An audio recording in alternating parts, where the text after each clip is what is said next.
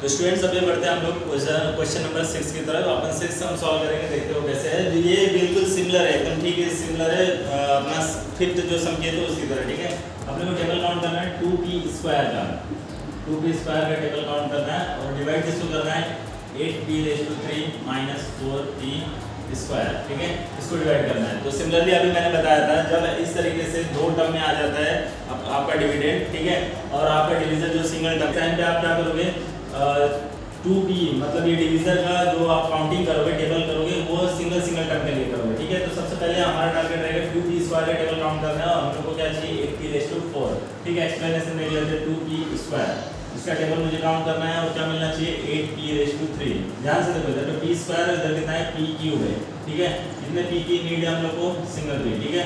2 के टेबल में 8 आना चाहिए, कितने टाइम में आ सकता है 4 टाइम में। तो मतलब अपने को इधर पे किसका मल्टीप्लाई करना पड़ेगा 4p का, राइट। तो मैं यहाँ पे लिखूंगा 4p और ऐसा करने पे मुझे क्या मिलेगा 8p⁴।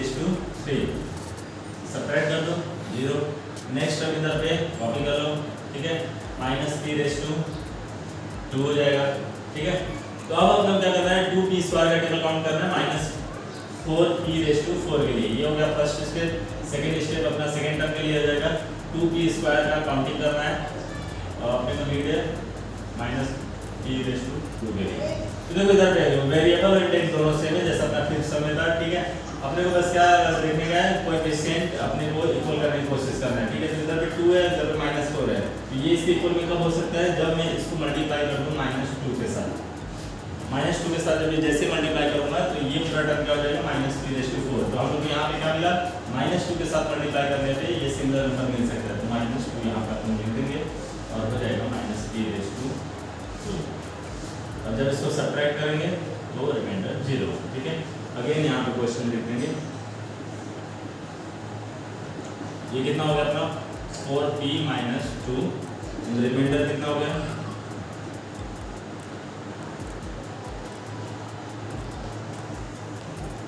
ओके। तो चलो अभी हम लोग बढ़ते हैं 7th सम की तरफ, ठीक है, क्वेश्चन नंबर 7 की तरफ। तो स्टूडेंट अभी हम लोग स्टार्ट करते हैं अपना 7th सम, ठीक है। प्रैक्टिस सेट 10.1 गया। इस बार देखो टेबल आपने काउंट करना है 2y² का और डिवाइड करना है। इस बार थोड़े से एक्सप्रेशन देखो करना है, थोड़ा सा इधर नंबर ऑफ टर्म बढ़ गया है, ठीक है। 2y³ plus 4y² plus 3। अभी तक क्या कर रहे थे तुम लोग मोनोमियल बाइनोमियल बस डिवाइड कर रहे थे ना।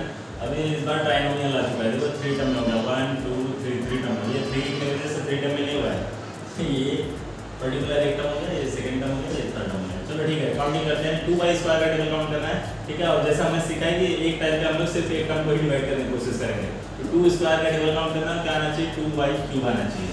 फर्स्ट स्टेप में 2y², इसका काउंटिंग करना है, क्या मिलना चाहिए 2y⁴, ठीक है, ये मिलना चाहिए और इसका टेबल काउंट करना है, ठीक है। 2y² है, तो देखो यहाँ पे कोएफिशिएंट दोनों का सेम है, ओके, ठीक है। यहाँ पे वेरिएबल भी सेम है, बट इंडेक्स में थोड़ा सा देखेंगे इधर पे चेंजेस है। यहाँ पे डिवीजन के पास नंबर ऑफ इंडेक्स थोड़ा सा लेस है, ठीक है। तो अपने को इधर पे कितना y कम पड़ रहा है, एक y और कम पड़ रहा है, तो इधर पे हम लोग 1y एक्स्ट्रा रख के मल्टीप्लाई कर देंगे, क्या हो जाएगा अपने मिलेगा 2y³।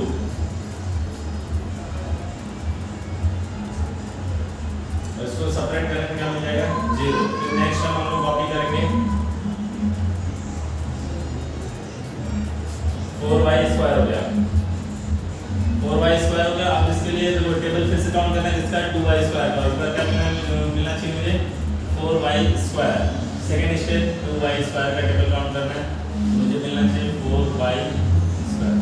2y² इसका टेबल हम काउंट करेंगे, ठीक है। देखो यहाँ पे कोएफिशिएंट देखो इधर 2 इधर कितना 4 है, 2 के टेबल में 4 कितने टाइम में आता है 2 टाइम, 2 2 4 और y² ऑलरेडी सेम है, तो मतलब बस मुझे 2 की नीड है यहाँ पे +2 लिख देंगे और +2 जब लिख देंगे तो इधर मिलेगा 4y², ठीक है। और ऐसे में जब मैं इसे माइनस करूंगा क्या हो जाएगा प्लस प्लस प्लस होता है और ये प्लस माइनस माइनस, इधर क्या आ जाएगा रिमाइंडर 0, ठीक है। और ये भी क्या हो जाएगा अगला जो टर्म है +3, ये ऐसे कॉपी करना पड़ेगा, ठीक है। और इसको हम लोग आगे डिवाइड नहीं कर सकते, क्यों नहीं कर सकते कि अगर देखो इधर देखो क्वेश्चन जो है ये जो पॉलिनोमियल ऊपर बन रहा है, इस पॉलिनोमियल को देखो वेरिएबल, वेरिएबल के बाद लास्ट क्या आ गया, डिजिट आ गया। तो लास्ट वन क्या होता है, डिजिट हो जाता है। जब पॉलिनोमियल बनता है ना तो हायर इंडेक्स लोअर, उससे लोअर इंडेक्स पहले रिड्यूस होते जाता है, और लास्ट वन क्या आता है, कांस्टेंट आता है, सिर्फ नंबर आता है। नंबर के बाद फिर आगे हम लोग कुछ पॉलिनोमियल में कुछ वेरिएबल या अलग नंबर ऐड नहीं कर सकते, ठीक है। तो इस तरीके से देखो पॉलिनोमियल यहाँ पे एंड हो रहा है, तो बचा हुआ जो भी इधर कुछ रहेगा ना वो सारे सारे आपको क्या कर देना है, रिमाइंडर में कॉपी कर देना, वो सब रिमाइंडर हो जाएगा, ठीक है। ऐसा कब करना है, जब आप डिवीजन कर रहे हो उधर पे आपकी काउंटिंग वेरिएबल के बाद लास्ट एक डिजिट में, किसी एक सिंगल डिजिट में आ गया है, और जब सिंगल डिजिट में कोई आ जाता है जब काउंटिंग, तो उसके बाद डिवाइड करने की जरूरत नहीं, जो बचा कुचा रहेगा उसे आप इधर पे कॉपी करके रिमाइंडर लिख देना है, ठीक है। और इस तरीके से हमारे ये 7 क्वेश्चन फिनिश हो रहा है। तो इधर पे क्वेश्चन अपन नोट करेंगे।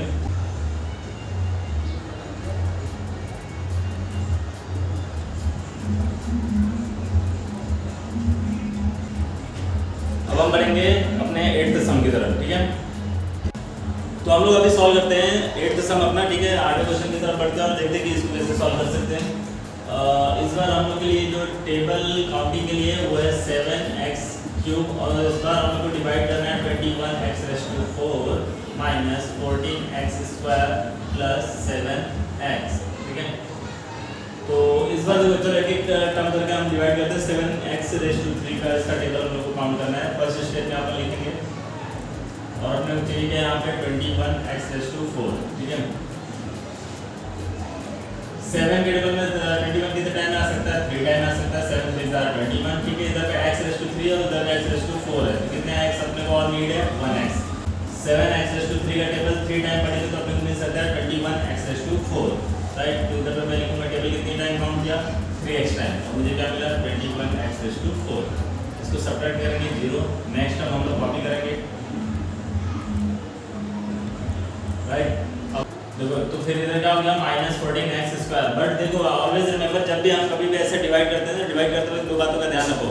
ये डिवीजन हमें कब स्टॉप करना है, या कभी कभी क्वेश्चन हो सकता है सर कहाँ तक डिवाइड करते जाए, तो ये डिवीजन तब तक तुम्हें करते जाना है जब तक रिमाइंडर 0 ना आ जाए, या तो सेकंड ऑप्शन जब कभी भी अपने को डिविडेंड जिसे हम डिवाइड करने वाले हैं, ठीक है, जिसे हम कैंसिल करना चाहते हैं, उसका इंडेक्स अगर डिवीजन के इंडेक्स से कम हुआ, जब कभी भी ये डिविडेंड का इधर पे जो इंडेक्स है, इधर देखो कितना इंडेक्स है 2, इधर पे इंडेक्स कितना है 3, जब कभी भी इस साइड ये डिविडेंड या जो भी टर्म हम कॉपी करेंगे उसका इंडेक्स अगर इससे कम हुआ तो फिर वहीं पे हमें रोक देना है, उसके आगे का डिवीजन हमें नहीं करना है। वो सारे के सारे टर्म्स हमारे क्या हो जाएंगे, रिमाइंडर हो जाएंगे। तो ऐसे दो कंडीशन है जहाँ पे आपको डिवीजन स्टॉप करना है, एक तो रिमाइंडर 0 होना चाहिए, सेकेंड आपका जो डिविडेंड है मतलब जो टर्म बचा हुआ है, ठीक है, उसमें जिसे आप डिवाइड करने वाले हो, ठीक है, उसका जो इंडेक्स है अगर डिवीजन के इंडेक्स से कम रहा तब। ऐसे दो कंडीशन पे डिवीजन मत करना, वहीं पे स्टॉप कर देना। बचा हुआ जो कुछ भी चीज़ रहेगा उधर क्वेश्चन और रिमाइंडर उस तरीके से इंडिकेट कर देना, आप शो कर देना, ठीक है। तो यहाँ पर अपना रिमाइंडर क्या हो जाएगा, ये पूरा का पूरा इतने को रिमाइंडर हो जाएगा, ठीक है। और इस तरीके से मैं डिवीजन करूँगा।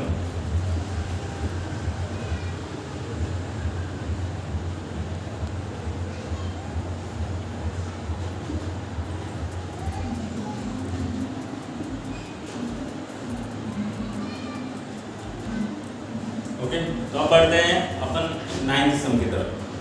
ओके स्टूडेंट, तो अभी हम लोग ना अपना 9th सम इधर सॉल्व करते हैं, तो उसको कैसे डिवाइड कर सकते हैं। और इस बार देखो नंबर ऑफ टर्म और ज़्यादा हो चुका है, ठीक है। तो इसका टेबल अपने काउंट करना है 2x² का, और एक करके सारे टर्म्स को डिवाइड करना है। तो पहला टारगेट हमारा रहेगा 6x⁵, इसको हमको डिवाइड करना है। तो फर्स्ट स्टेप में अपन 2x² का टेबल काउंट करेंगे। हमें क्या चाहिए यहाँ पे, अपने चाहिए 6x⁵ चाहिए, ठीक है।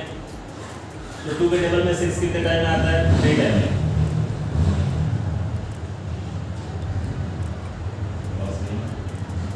स्टार्ट एंड फिर इधर पे देखोगे कि x² और इधर कितना x⁵ है, तो कितना x अपने को कम पड़ रहा है, 3x, ठीक है। x⁵2 और x⁵3 ये दोनों मल्टीप्लाई होगा तो 2 और 3 ऐड हो जाएगा तो 5 हो जाएगा।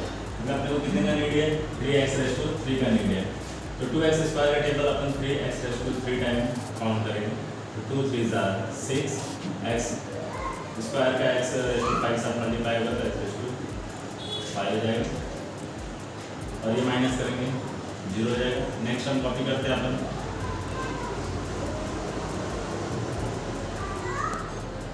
सेकंड स्टेप करते हैं। सेकंड स्टेप में 2x² का टेबल अपने को काउंट करना है, और क्या मिलना चाहिए, -4x⁴, क्या मिलना चाहिए, -4x⁴ मिलना चाहिए, ठीक है। तो 2 के टेबल में 4 कितने टाइम में आता है, 2 टाइम में आता है, लेकिन -4 चाहिए तो -2 ले लो। एक्स स्क्वायर है और इधर पे एक्स रेस टू 4 है, तो अपने को एक्स स्क्वायर कम पड़ रहा है तो उससे मल्टीप्लाई कर लेंगे, राइट। देखो इधर कितना एक्स रेस टू 2 है और इधर कितना एक्स रेस टू 4, तो इधर कम हो रहा है ना 2x, और तो इसके लिए मैं एक्स स्क्वायर से मल्टीप्लाई करूँगा और इससे में मुझे क्या मिलेगा, 2x स्क्वायर से मल्टीप्लाई किया तो मुझे मिला 4x रेस टू 4, माइनस करूँगा जो इधर पे रिमाइंडर, फिर नेक्स्ट कॉपी करेंगे 8x रेस टू 3।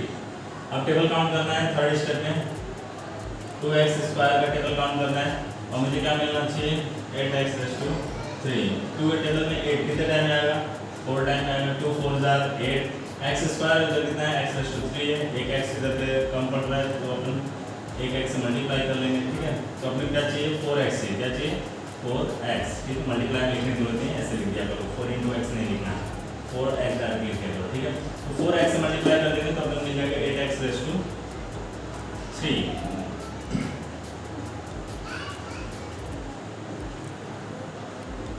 और इसको सेपरेट करने की जरूरत हो जाएगा, ठीक है। लास्ट वन क्या हमारा टर्म दे जा रहा है 2x स्क्वायर, और ये तो बहुत इजी आप कर ही लोगे। 2x स्क्वायर का टेबल कितने टाइम काउंट करोगे, 1 टाइम काउंट करोगे तो 2x स्क्वायर हो जाएगा, ठीक है। और इसका चाहिए तो एक्सप्लेनेशन लिखो या तो नहीं लिखोगे तो भी कोई इशू नहीं है, ठीक है। 2x स्क्वायर को 1 से मल्टीप्लाई किया तो मुझे क्या मिला, 2x रेस टू 2 मिला, ठीक है। और इस तरीके से अपना क्या हो जाएगा, क्वेश्चन मिल जाएगा और एक आ जाएगा रिमाइंडर जो आपको यहाँ पे नोट कर लेना है, ठीक है। तो अब हम बढ़ते हैं लास्ट सम इस प्रैक्टिस सेट का। सो स्टूडेंट्स अब हम बढ़ते हैं अपने 10th सम जो कि इस प्रैक्टिस सेट का अपना लास्ट सम है, ठीक है। और देखते हैं कैसे सॉल्व होता है, और इस बार भी हम लोग को 9th सम की तरह नंबर ऑफ टर्म्स इसमें भी ज़्यादा है, ठीक है। चलो डिवाइड करते हैं, देखते हैं कैसे हो सकता है। तो अपने को टेबल काउंट करना है 5m रेस टू 3 का, ठीक है। तो यहाँ पे हम लोग टेबल फर्स्ट स्टेप में काउंट करेंगे 5m रेस टू 3 का, और इसका टेबल काउंट करके हम लोग को क्या चाहिए, 25m रेस टू 4, ठीक है। क्या चाहिए, 25m रेस टू 4, ओके। तो 5m क्यूब को किससे मल्टीप्लाई करोगे, 25m रेस टू 4 हो जाएगा। तो 5 के टेबल में 25 कितने टाइम में आता है, 5 टाइम में 5 5 है 25, m raise to 3 10 m raise to 4 कितना m की नीड है अपने को 1m, और फिर मतलब किससे मल्टीप्लाई करेंगे, 5m से। तो ऐसे में क्या मिलेगा हमको, 25m रेस टू 4। इसको सब्ट्रैक्ट कर देते हैं, क्या हो जाएगा 0। नेक्स्ट हम लोग कॉपी कर लेते हैं, राइट। अब अगेन 5m रेस टू 3 का टेबल काउंट करना है, सेकंड स्टेप अपन लिख लेते इधर पे। और क्या अपने को चाहिए इधर पे, -15m रेस टू 3 चाहिए, राइट। 5 के टेबल में 15 कितने टाइम में आएगा, 3 टाइम में आएगा। m क्यूब ऑलरेडी दोनों का वेरिएबल और इंडेक्स सेम है, बट इधर -15 चाहिए तो इसके लिए -3 से मल्टीप्लाई कर दो, -3 से मल्टीप्लाई कर लिए तो ऐसे में मिल जाएगा 15m रेस टू 3, और इसको माइनस कर दो, क्या हो जाएगा, रिमाइंडर 0। नेक्स्ट जो है वो कॉपी करो, क्या हो जाएगा 10m। देखो स्टूडेंट अगेन फिर क्या हो गया, 10m है, m का इंडेक्स कितना है 1, इधर m का इंडेक्स कितना है 3। तो मैंने क्या बताया था, डिवाइड आपको 5 स्टॉप करना है, या तो रिमाइंडर 0 हो जाए, या तो सेकंड क्या हो सकता है कि जब कभी भी जिसे आप डिवाइड करना चाहते हो उसका डिग्री, उसका इंडेक्स कम रहेगा जिसका टेबल आप काउंट करने वाले हो, ठीक है। डिवीजर के इंडेक्स से अगर डिविडेंड, ये जो टर्म है इधर पे जो भी टर्म आप कॉपी करते जाओगे उसका इंडेक्स अगर कम रहा तो आप वहाँ पे डिवाइड स्टॉप कर देना, बचा हुआ जितना टर्म रहेगा उससे आप रिमाइंडर में लिख लेना, ठीक है। ये पूरा क्या आ जाएगा, रिमाइंडर, ठीक है। तो ऐसे में आप यहाँ पे लिखोगे